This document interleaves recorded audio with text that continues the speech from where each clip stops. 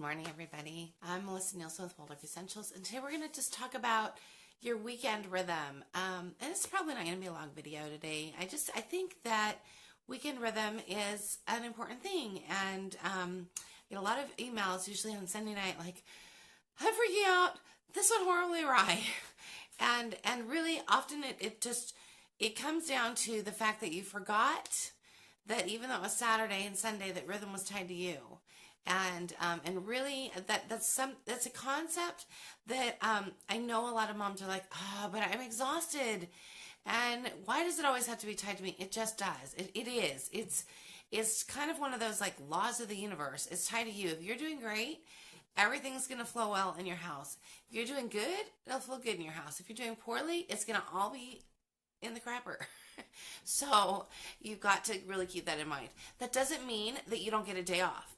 You just need to plan for it, plan it a little bit ahead, and be on a good page with your partner so that you can say, hey, what if we split up Saturday and Sunday? You sleep on one day and I sleep on one day, and which is totally fair. Totally fair. And with that, you have to be okay with how dad holds the space. So that might mean cereal and cartoons, or whatever it means in your house. If you are in a good spot with dad and you guys both agree on the same things, then it could be great. I know here Eric would take them for a walk, and he does that. If I need some extra sleep or I need to take a nap, he'll take them for a walk, or there'll be sparkle stories on. They'll make a snack together. So think about those sorts of things. And on your weekend days, so when Eric was still working outside the house before he came home to work with us, we would have a conversation. So what do you want to get done this weekend? And this would be like Thursday.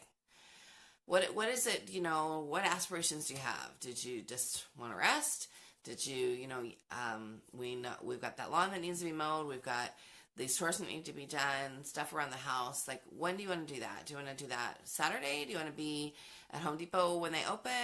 Those sorts of things. Have those conversations so you're not having them Saturday morning and you're scrambling.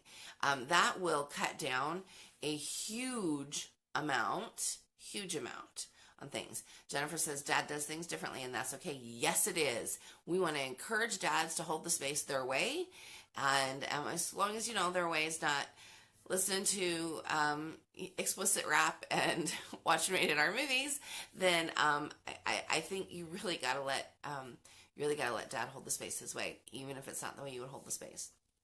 And so you gotta compromise, because you need him to make a good, tight bond with those kids. They're his kids too, and it's so important for him to be able to make that bond. And that is just you're just gonna have to let go of some things. Hopefully, you and dad can get on the same page enough that him holding the space is not going to seriously offend you. and that's sort of something that comes from really working together over time. Anyway, it's really about sort of being together. And so like I said, as you're approaching the weekend, that's when you start asking the questions.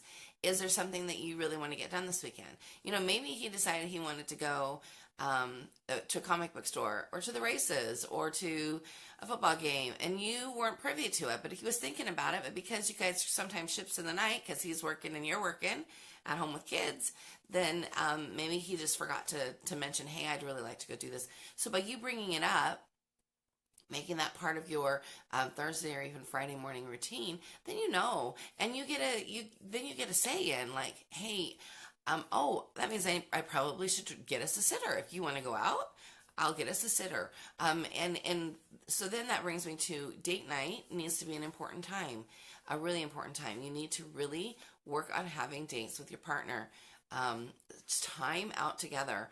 And it doesn't have to be a really long thing. In fact, it's always really hard when I know families wait like 2 months before they have a date, and then they feel like they got to be out for 6 hours. If you can go on a date every week, seriously, we're talking about 2 hours. And sometimes that date is kids are in bed and you're together on the couch. That's totally fine. But it's you time. He's not gaming, you're not knitting, you're talking to each other, you're sitting together, you're watching a movie that you chose together, or whatever it is. Maybe you're having some great intimate time together because you really needed that alone time. Whatever it is planned. It's a planned thing, and your marriage will improve like tenfold just from that alone, just from having that alone time.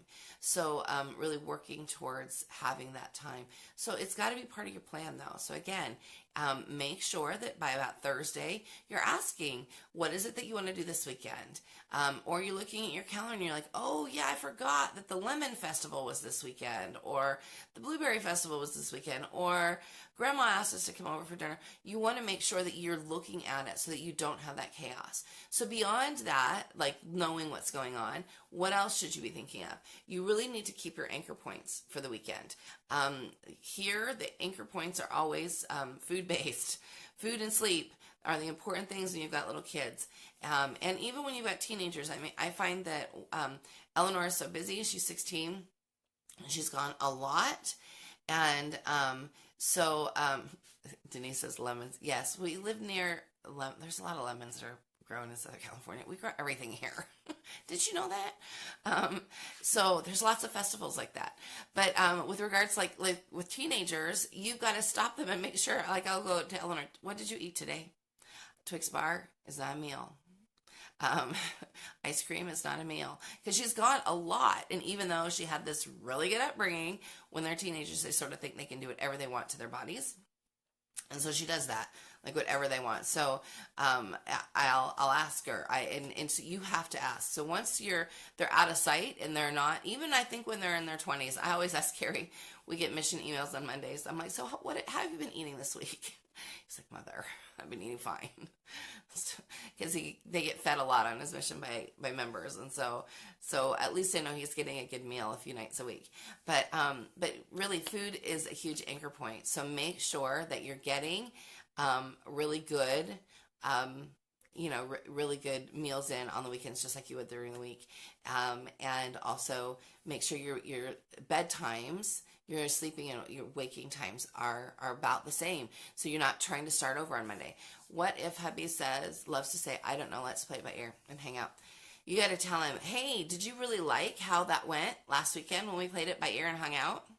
Because I didn't like it. I didn't like the yelling. I didn't like the fight we got into. And I certainly didn't like the fact that we had to really discipline children. That's what I would say. I would be really open and honest and say, how's that going for us? Because it's really not. And there's nothing wrong with hanging out. Absolutely, there's nothing wrong. But you in your mind then have to be like, all right, I got to make sure that I got the sparkle stories queued up and make sure they got plenty of things to drop, because that's your cue to go, okay, well, that means I need to make sure that the kids are busy. Or I need to make sure that I've got a couple of walks planned in there, or that I'm going to sit outside in the backyard with them. And that's okay. That's okay. It's totally fine to have a chill weekend. Love chill weekends. Love it. But make sure that that you have in your head what's going to happen. Because if you don't think that anything's going to happen, then it's all going to fall apart. Jennifer says, teens and food, you're right. I always have to make sure my teens eat protein. They'll start feeling weak and jittery, and I know haven't been eating real food. Yes, real food. I'm like, what did you eat? She's like, I had Pringles today. I'm like, seriously? What? Get up here and eat some food. I'm making you some eggs right now. No, so it's and it's tough, especially if you have teens that have gone through some food issues, to have those conversations. We've had some struggles because of some things that she's been through, and so that's definitely something that I have to be careful about. Like, we need to talk about eating, but she knows that I'm going to ask her, and so that's super helpful that she knows. Like I've always said, I'm going to ask. So you're going to have to be okay with me asking and not roll your eyes at me, because we're going to have this conversation. Becca says, what if hubby wants to go, and it's an anchor time like lunch or nap? I usually volunteer to stay home, let him go to burn off that steam, but I feel a bit of cabin fever. Well, I would seriously have the conversation like, honey, we can do these two things, or we can do all of these things, but we have to stop and eat. So where do you want to eat lunch? Or can I pack us a lunch? Because, and if it's during a nap time, offer to stay in the car and settle kids down with a sparkle story, or nursing them in the car and take a nap. I think that it's definitely important that you're together on the weekend, especially if he works a ton of hours and you don't get to see him a lot during the week. Super important that you're together. But I think that and quite frankly, he needs to get it. He needs to get it that like, oh yeah, I'm a dad, not just a man. And because I'm a dad, I have to pay attention to naps. I have to pay attention to meal times. And I have to remember that my wife pays attention to that all week long while I'm gone at work being a man and she's at home being a mom. So you got to help him remember that he has two hats. And that on the weekend he has to wear that hat with like, oh, courtesy. Oh yeah, my kids need to eat. And with that, you know that if he wants to go and go and go, you better pack lots of snacks. You better make sure that you have, like I said, some stuff to do in the car. So that's okay. Definitely do that. And have fun doing that and do things like that together. But you got to plan for it. And definitely it comes down to you. So I'm getting ready to leave for 2 separate trips, one this week and then one the next week. And so Eric's, we spent yesterday making sure school was all planned and making sure it was all laid out. And you know, he's really good at making sure he packs stuff with places, but he's thinking in his head, what do I need to get at the store? Because I know it's all going to be on me. And so when he knows that, then he's like, yes, of course, I'm ready to rise. I'm ready right here. In fact, even when I don't say anything to him about it, like, hey, we're going to go on a road trip, he's like, all right, where's the snacks? Because he knows that we need them. He's been conditioned all these years that he's been at home to know that we need to make sure that we're paying attention to when kids need to eat and when kids are tired. So that does, like I said, it doesn't mean that you don't do those things with him, Becca. It just means that you need to plan for it and you need to say, all right, so you want to be out and you realize it's going to be during lunchtime and we'd really like to be with you. Where are we eating? Or do I need to pack something? And then plan it out. Decide where you're eating. I mean, one of the things about living a non-fast food life is you really have to think more, more consciously about where you're eating. There are some okay fast food options, but there aren't many. So you have to think about, all right, well, where we're going to be. He wants to be over here at this Home Depot, and I know that over there's an El Pollo Loco, or there's a Del Taco, or there's a great vegan burger place, or, whatever. Looking at those things so that you're both aware. I think it's immensely important. So I think that if you can really pay attention to your weekends in those ways and realize that they're not 2 days off, guys. I know it's really hard when I say this, but there are no days off unless somebody is completely caring for them and they're not home with you. There are not days off. And that's really hard. So you have to make sure that your self-care is in a good place. And that self-care does mean that sometimes you need to be able to say, I need my mother or my mother-in-law or this great friend of mine to come and spend the night with these children, and I'm going to go somewhere else. You've got to get yourself in a spot where you have people like that in your life. And I know that, I've been an attached parent for many years, and there's this attachment parenting lie that goes around that, we have to be with them 24/7. And it's a lie. And nowhere does it say that in the attachment and the AP International, bylaws thing, or goals, or whatever they're called, mission statement. It doesn't say that. That's something that attached moms have done to themselves, that I have to be, attached means I got to be touching this kid 24/7. No, it does not. In fact, I think that that's probably almost opposite of what an attached mom should be. An attached mom should be attached emotionally enough and give their kids enough emotional stability that they're okay stepping away, that they feel good stepping away because they know you'll come back. When we create this situation where they're touched and stuck to us all the time, and they feel our anxiousness about being stuck to us all the time, then they have the anxiety about leaving. When we are giving them space to step away and space to be with grandma, space to be with this friend that wants to help us so that we can have some time away, that gives them courage. That gives them confidence. That gives them, yes, they might miss you, and it's okay that they miss you, but they know you're coming back. And that, I think, is supremely, supremely important in raising healthy children that understand boundaries, that understand love, like really understand love. Not codependent, you're going to fall apart and die love, but real love. Love meaning what comes from your heart and what we foster and what we want them to then go and do later on. So if you're sort of stuck in this place like, oh man, I've really sort of created this relationship where I can't ever be away from this child, and your child is 6 or 7, I'm telling you, you've got to work on it now. And if you need help working on that, please feel free to drop me a note. Denise says, at what age would you say an overnight is okay? My parents are awesome in watching kids overnight, but not usually until they sleep in their own beds and are weaned. I think that's a hard one. If they're not weaned in the night, so for a lot of us that's like 2 years old.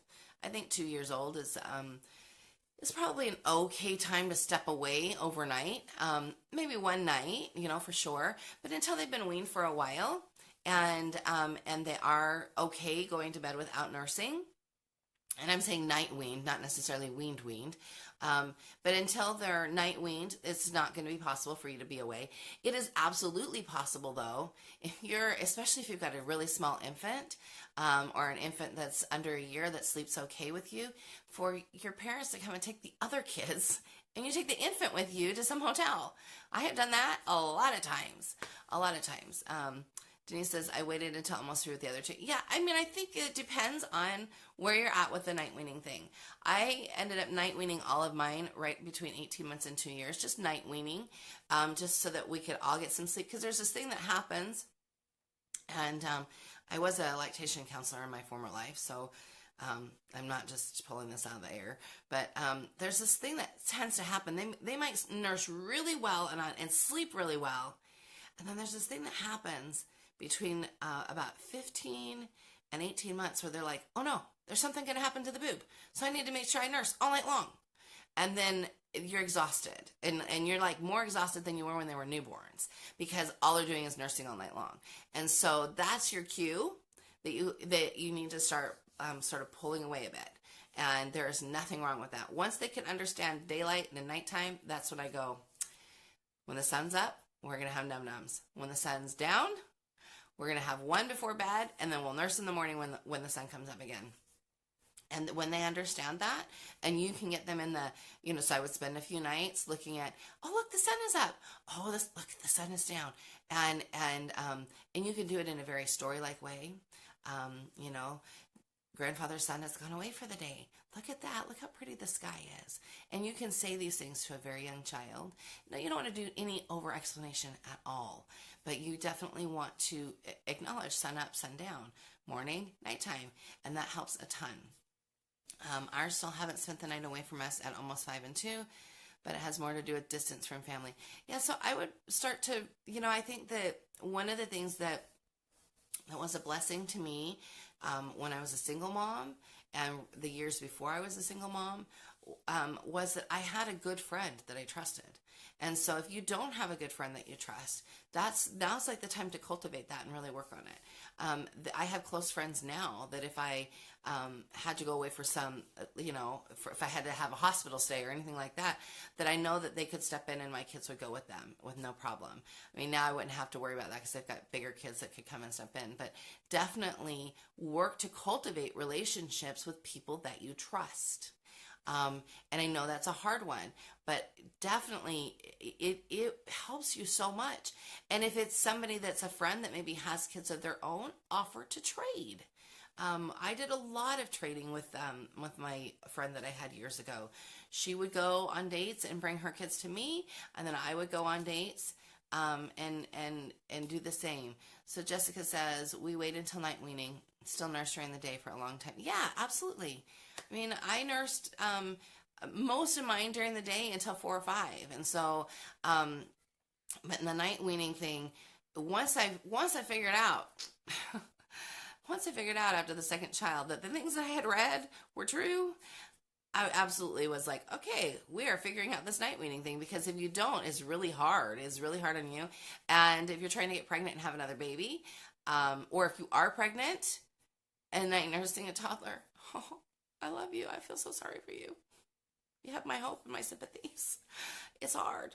It's hard. Night weaning is a hard task, but it usually doesn't take very long. Like once I realized it only takes a few days, it really is. And if you can get dad on board and get help, then definitely.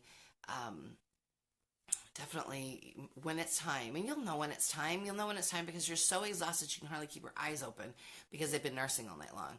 And it's a pattern. It's like, it's something that's just it's all of a sudden. So let's see, Jessica says, we've never ever lived near family, but we did have a great church community to support with similar parenting styles. Yes, yes, yes. I think that is super important. It is really important that you get at least one a year, at least one overnight a year. Eric and I have been planning ours. Our anniversary is coming up, and so we've been thinking about, ours. But yes, you definitely need to spend that away. And like I said, even if it's just one night, I mean, think realistically. You can check into a hotel usually at 3, and you have to check out by 11. So it's really not even 24 hours. But if you can do that, then you get a nice dinner, a nice chunk of intimate time, and you can sleep in a hotel. Yeah, sleep in, both of you, at the same time. And then you leave and go home. So it's really, we're not talking about this huge chunk of days and days and days. Although I know families that do it, for sure. And they're attached families that go, all right, well, once a year grandma comes and dad and I leave for 4 days. Because that's something that is in their, and grandma comes on an airplane. Excuse me. That's something that they do regularly. So hopefully that gives you something to think about with regards to making sure that you get the time away. Sounds like a dream, Paula says. I understand. I agree. We've had 2 nights away once, but never more than that. But I do take the kids, and we split them up, and girls now go on a trip, and dad will stay home. It's still not the same. Still not the same.